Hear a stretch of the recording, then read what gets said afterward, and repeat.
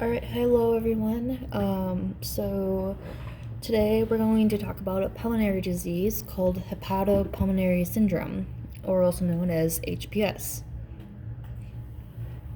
So, HPS, what is it?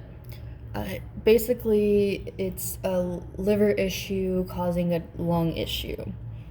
It is a progressive disorder, and there are two types. Type 1 is more common, while type 2 is not as common, but both are still pretty bad with the ending. HPS there is a triad that's typically part of this, and it's with liver failure, abnormal arterial oxygenation, and intrapulmonary vascular dilations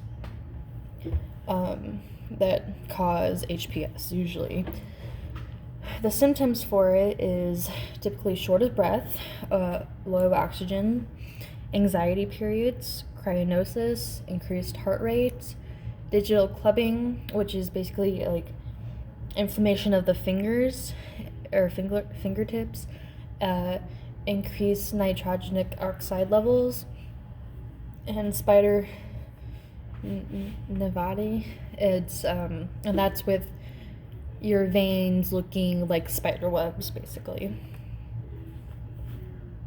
So typically, the cause of HPS is still like unknown. There are similar occurrences that seem to cause it amongst the patients who really get it.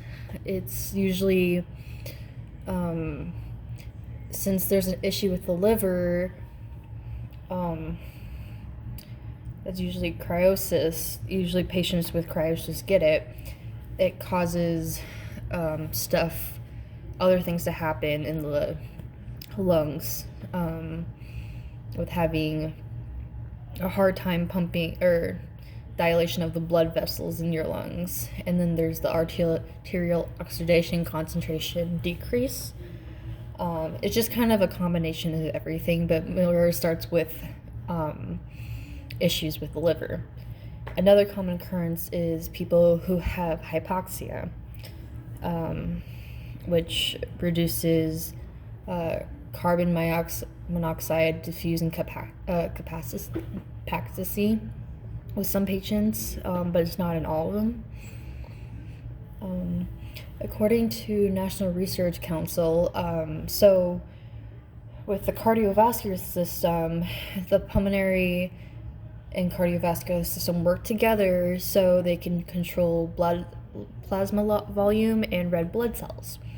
So say you have a compromised cardiovascular system, the heart usually pumps in and out the blood throughout the body, and so that if there's any issues with that, then that can still make it where there's more lack of oxygen throughout the body, and that causes more the oxygen levels to go low, causing shorter breath, among other issues, but that would be the main one. So it would make breathing even harder than it already is with HPS, which is one of the symptoms that it has.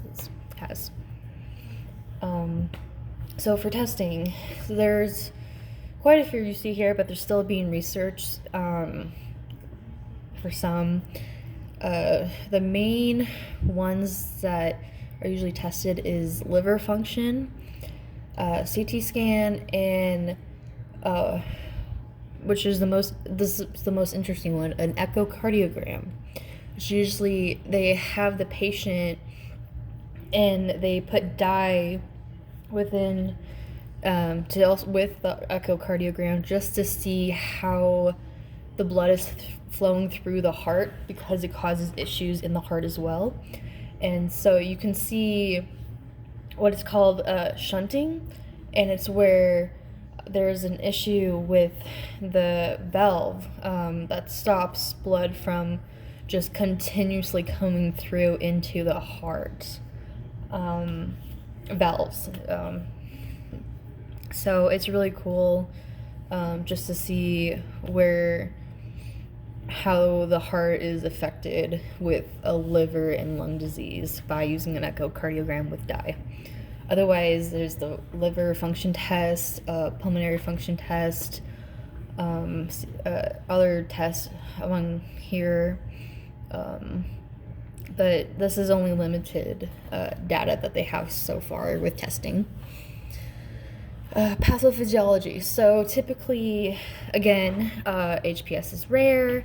There's only partial knowledge of it. What's typical, though, is there's pulmonary vasodilation and hypoxemia within the patient. There's also IPVD, intrapulmonary vascular dilations, and that causes anomalies in the blood oxidation. There's also alveolar arterial gradients of oxygen increase that they noticed too, along with liver cyanosis. Incidences among patients. So, according to NORD, this is between 5 and 32% of patients that have scarring of the liver cyanosis tend to get HPS, which is interesting. Other than that, they don't understand why people get it, but that's a common theme. So economic effects. So this whole PowerPoint here too, this is based off of when a person gets evaluated for HPS until their end time, whatever that is. And I'll explain later why that's very important to note. So according to Roberts, there are 3 types of screenings to determine the cost. And the cost is this is kind of just a baseline that they got from this, but it just depends on other factors like where you live and a bunch of stuff like that. But on average, if you have no screening, the first one shows no screening total costs and life expectancy. Screening with pulse oximetry. Third shows screening with Maria Fatigue Index. With all of them have life expectancies and average cost of it. Usually, life expectancy is between 11 and 12-ish years. And then you can see the incremental cost effectiveness ratio with among the 3 with the life year gained. So it's quite a pricey process, to say the least. For target population, so far anyone is affected. Children, adults, all genders, all ethnic backgrounds. Like, there is no singular population outlier so far. Usually anyone can really get it. Typically, it's within patients, again, who have liver diseases versus other patients. And usually that's people who have liver diseases is between 15 and 20% who get HPS. Just a fun fact, typically animals get HPS more than humans, which I thought was interesting. Prognosis and prevention. Prognosis, very poor. There's really no survival for a long period of time if you have HPS. Usually people who get evaluated and find out they have HPS, they typically have to do checkups 2 to 3 years, and then after the transplant, so this is where the life expectancy slide comes in. Patients, it has to be after the transplant too, because that's been the best result. Patients usually have 2 to 5 years of living. And that's most of the patients. Prevention, it is kind of, they don't know how to really prevent it. An idea would be just make sure your liver is healthy and working. That's not always the case for other people, but just healthy living.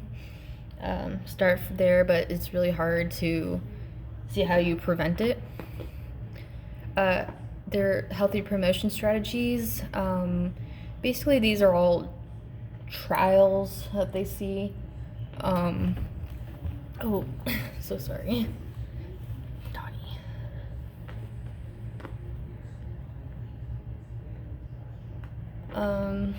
There are pharmaceutical treatments that have limited data. Some of those examples are antibiotic treatments, nitric oxide antagonists. Those are to improve gas exchange, arterial oxygenation. There's liver transplant, which is very important for HPS, since that has a better way of helping them. There are oxygen supplements, radiological interventional procedures.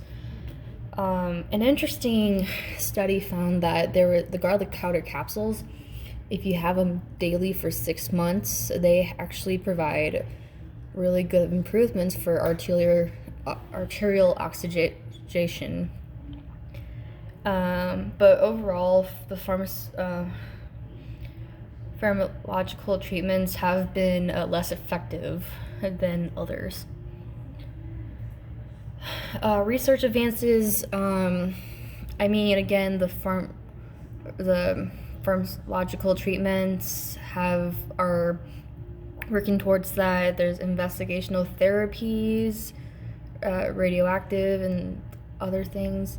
The Canadian Hepatopulmonary Syndrome program, they have been working towards researching more of HPS and how to cure it or make treatments better, but they're just limited research advances due to the rare disease and also rare diseases companies. And here are my references. So thank you.